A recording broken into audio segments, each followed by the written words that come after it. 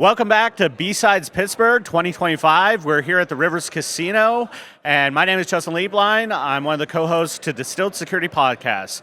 With me here, I have Jon Zeolla. John's one of the speakers here, and John, why don't you give us what your talk's about, title, a couple of bullet points here? Sure, yeah. So I just gave a talk on how I learned to stop worrying and love vibe coding. Okay. Security edition, so that was kind of fun. There's this big concept with vibe coding where you use AI tools and you just like generate code and you don't actually like look at the software or test it. You just like, what are the vibes? Does it give you a good vibe? Yeah. It's like it's just working, right?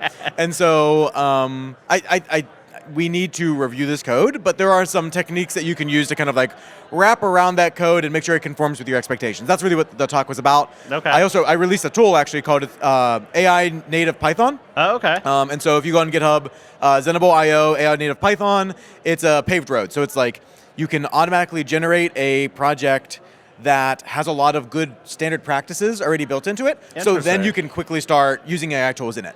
Oh, okay, gotcha. So you have some guardrails in Python to protect from like some of the more dangerous stuff? Yeah. So there's like an edge function would do, or like Yeah. So there's things like standard linters, checkers like rough. Yeah. There's pre-commit hooks built into it. Gotcha. It'll use things like truffle hog to make sure you don't have secrets or AWS credentials. It does standard formatting things like making sure you have an end line at the end of each of your files and things like that. It's also got built-in pipelines, so it's built for GitHub right now, and so if you open a pull request, it's going to automatically run checks. It has a Docker file, multi-platform builds, and it's all like super modern. Like the main thing is that it's like hyper modern Python. It's all of the null tools. It's not the old pylint and pipenv for a pip. Yeah. It's like UV and things like that. That's awesome. You got the complete stack, what you should be doing right out of the gate. Exactly, The idea is like those are the standard baseline things it's really not special. Like everybody should be doing it this way. And then if you have special things you want to build on top of it, that's what happens next. Right? Awesome. Yep. I heard somebody came by that attended your talk and said you did some live vibe coding right in the talk and everything. I did, yeah. So they loved that, by the way. Oh, interesting. Yeah. So what we did was we started out with using my project to make the paved road, and then I wanted to demonstrate how you could use it. So I actually vibe coded some new features, and I built the features, I commit and made them all work. I released it, and it worked. Like it actually worked. I was like a little bit surprised. I gave it about a 50-50 chance because it's stochastic, right? It's an LLM. I don't know if it's going to 100% work. Even if it failed, that would have been great for the audience. So it passed all the checks, all of the linters. I deployed it to Docker Hub. I pulled it back down, and then I ran it on my computer. Yeah. And